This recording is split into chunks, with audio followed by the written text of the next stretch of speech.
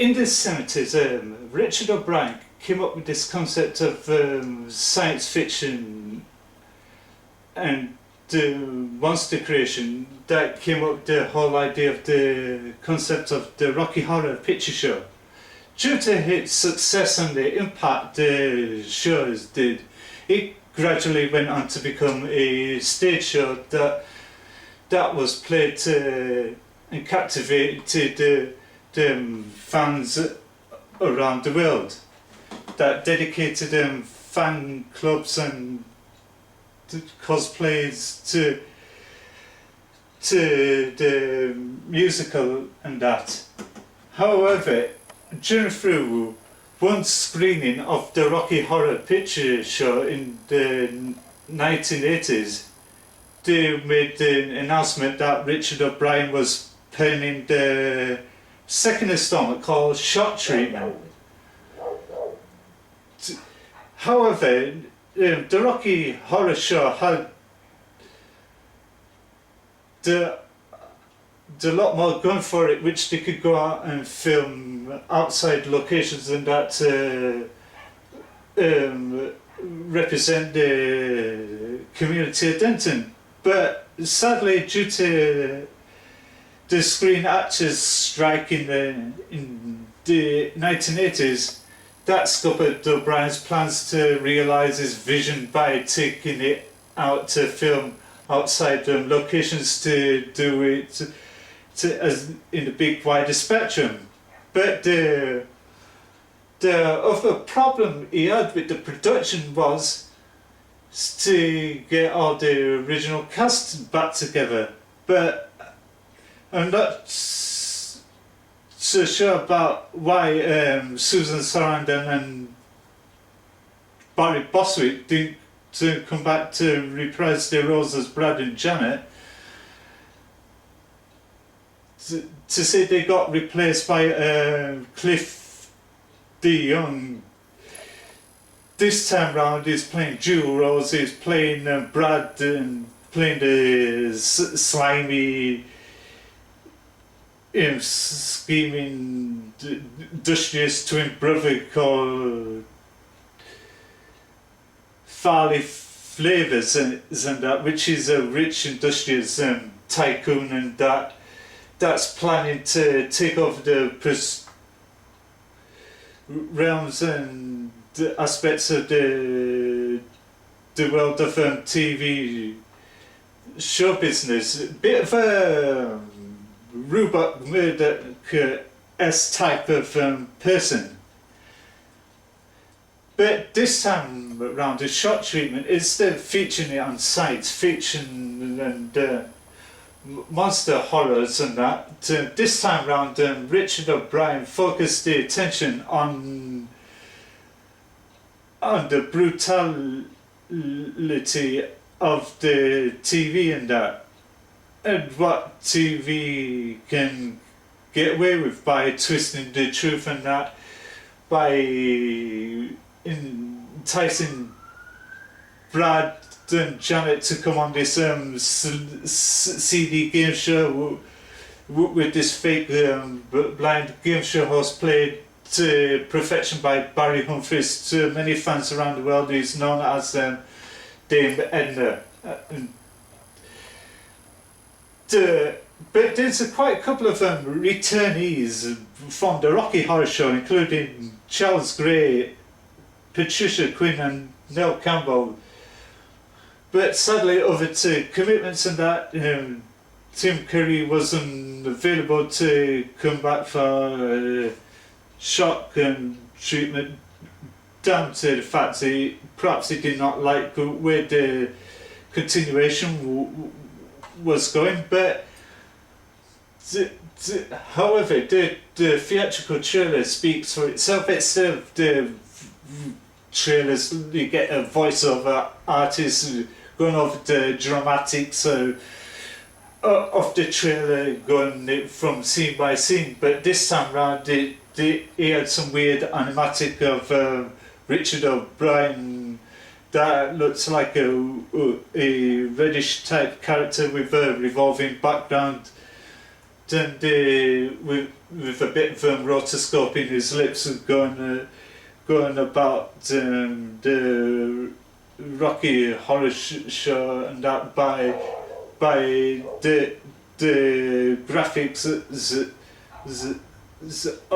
and the titles coming out of his mouth, and they went to there, then it went flashing to the scenes of the film, which it spoke for itself. Then it closes in back to him at the end of the trailer, which quite frankly spooked the hell out of me quite a few times. I see it, and this film was reviewed to perfection by Brad Jones, known as the Cinema Snob on YouTube. But I strongly recommend of you going to his video and seeing it, because he can explain it more to Pearson and that.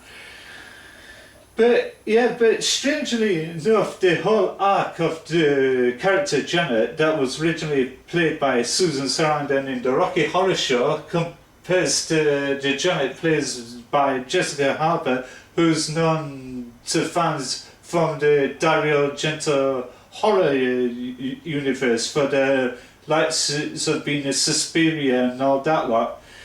But this time around, she plays it a lot differently. Instead of the kookiness and zaniness of the way that Sarandon played, this time around, Jessica Harper played the character Janet in total different light, to represent what a real bored housewife is really betrayed.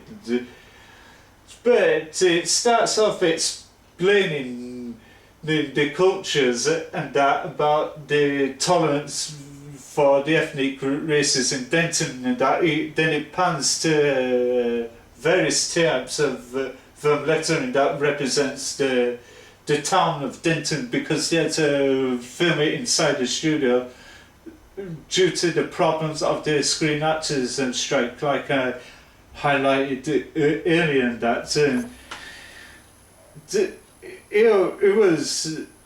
didn't have a wider spectrum release as the Rocky Horror Show, but it did play in with a tie-in with a documentary called the Rocky Horror Treatment, and that it's available somewhere. It's worth looking at. It goes to all aspects of the fans and that, and the Sunday devotion of the musical and that, and how much they adored the musical. And yeah, it was,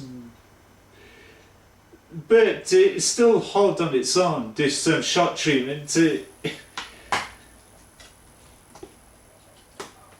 Yeah, it didn't get the same write-up as they did when there was the Rocky Horror Show, which has got brilliant reviews and that. But however, the shot treatment did get quite a bit of blasting by critics like Roger Ebert, and seemed to be very hard to follow, remembering the songs and that because of the success of the Rocky Horror Show, that many fans around the world still remember songs like the Time Warp and Sweet Transvestite and all that lot, which is quite resonant in today's aspect, and that, which I got here, that I bought it off of eBay, not eBay, Amazon. It came as a 2-disc box set. It comes with 2 discs and that which comes with loads of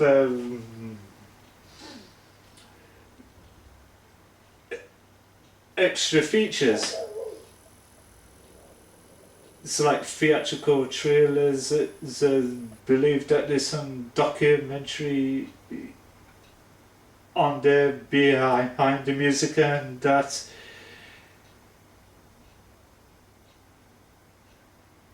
And everything, but which by now it is still collectible amongst the fans today. But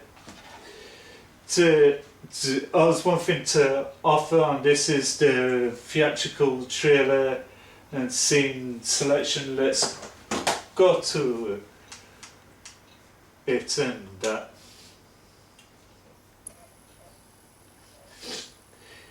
Yeah, like with other DVDs and that, it comes with loads of great picture caps from the film and that.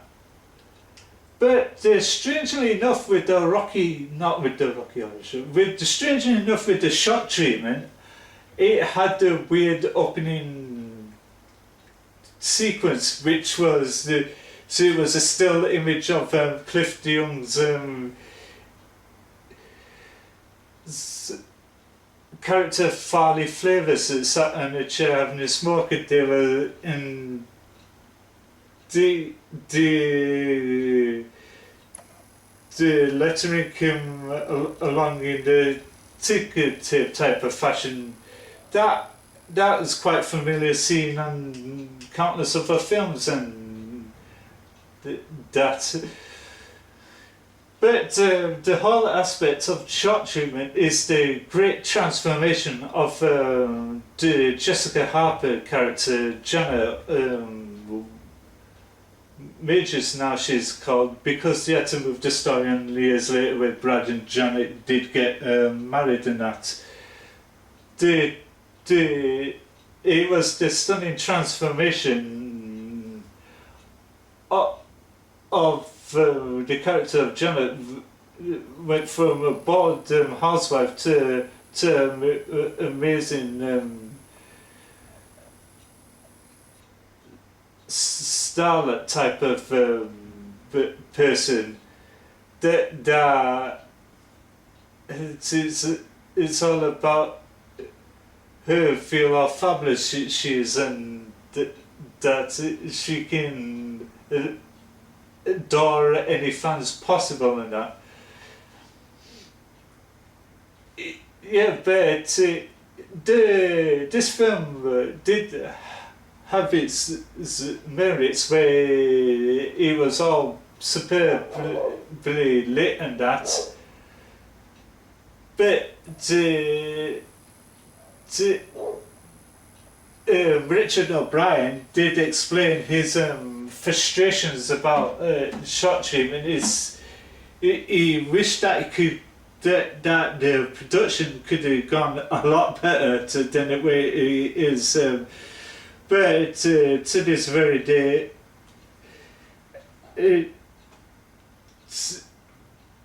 it still holds its own as a pure definitive classic, and that, but not so much of a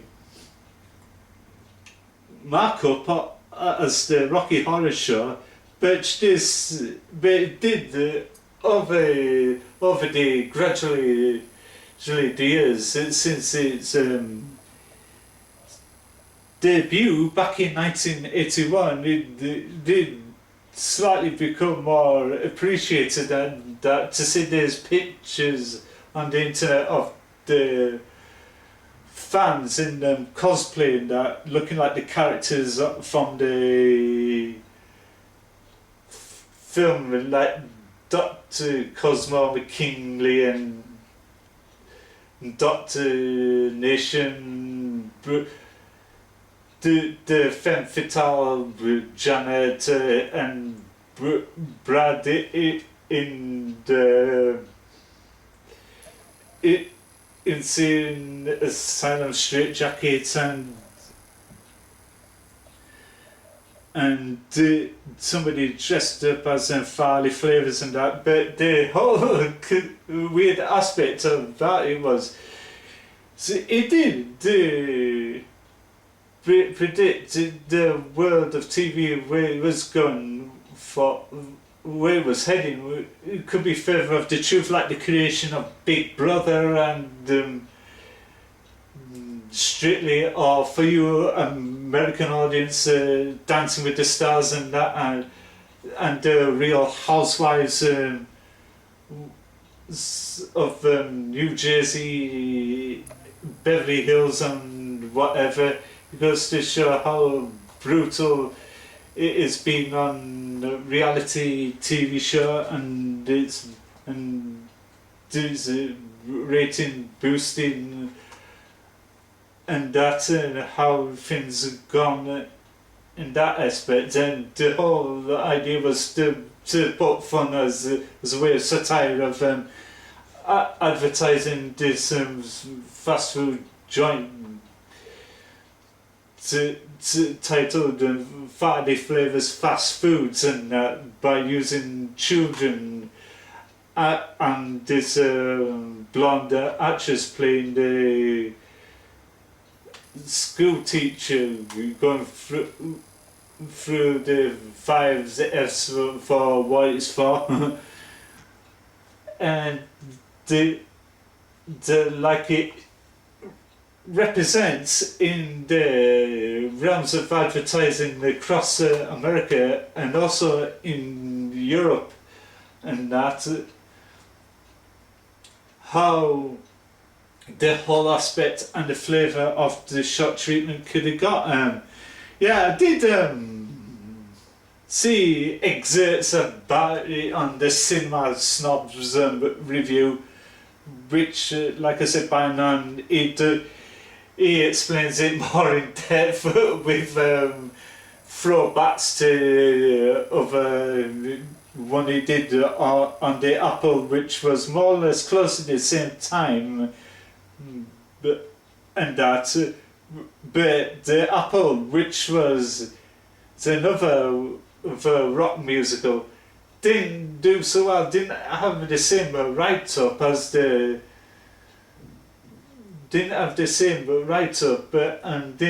and was critically slated by reviewers that lent fans to get so angry and throw things at the screen, because the whole aspect of the musical, the Apple, was basically set this twisted version of 1994 about its harsh dictator style ruling, where everybody was forced to adore this Satanist type of guy by wearing the big marker which the Cinema Snob picked a reference to that as a bit of a comic satirical nod to shot treatment and etc. But like I said, shot treatment did get heavily panned by Roger Ebert. Said it's something like it's not the same aspect and success and flavour of the Rocky Horror Picture Show did. In comparison to that, he only way of explaining the exploratory about shot treatment it is by watching the Cinema Snob, and he will explain it even more depth than that. There is, however, a 25th anniversary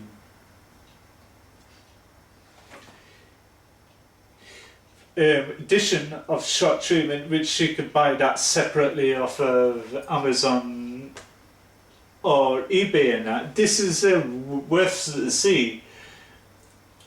Is because of the Jessica Harper's transformation, just like an old Sigourney Weaver when she went through a transformation. Ghostbusters went through this plain Jane to this 5D sex bomb type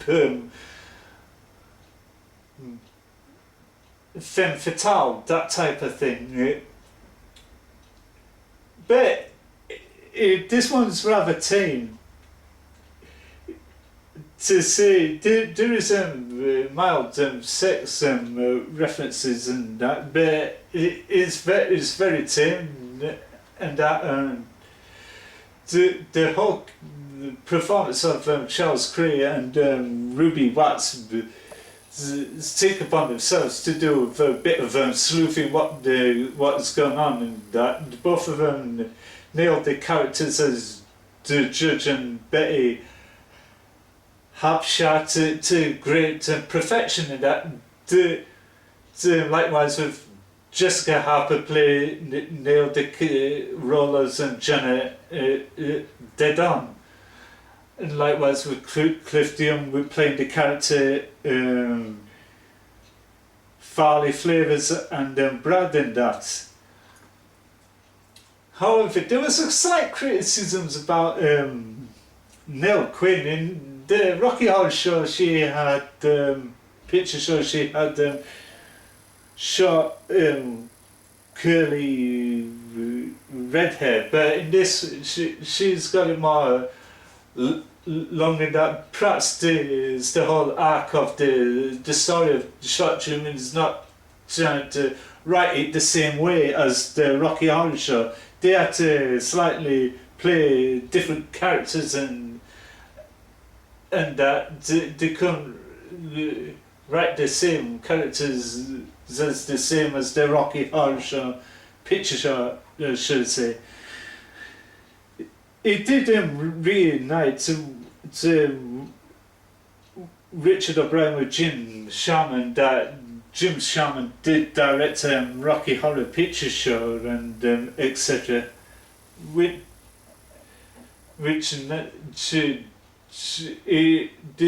this becomes a splendid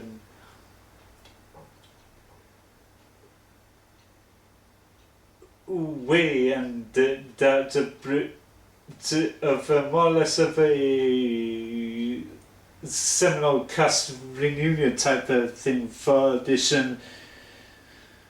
shock treatment. It did pave the way to the musicals of the 1980s, is like Grease 2, which was about the same area, but Grease 2 did not have the same write-up as the first Grease film with Olivia Newton-John and John Travolta, but in Grease 2 we had Maxwell Caulfield and Michelle Pfeiffer and Adrian Smed in that, but which was round about the same time-ish as Shot Treatment, and that a few years later they had another one called If Girls Are Easy with Gina Davis and Jeff Goldblum, which another film that didn't get the appreciation it deserved in that.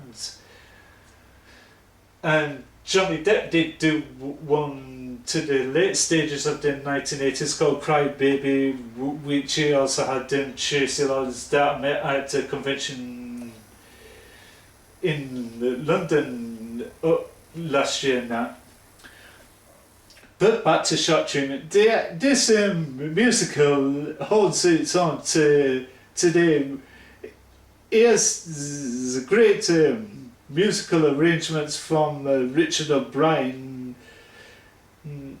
and etc. It was more or less of a comical satire musical Shot Treatment than supposed to be people dressing up in lingerie and that, doing the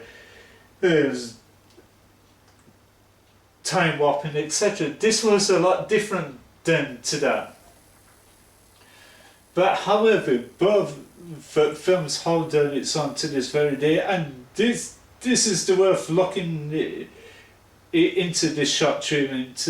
I strongly suggest before you watch it, watch the Cinema Snob to get you into the flavour of what to expect, because like I said, he explains it more in depth with the narrations and the whole vernacular aspects of the Shot Treatment. This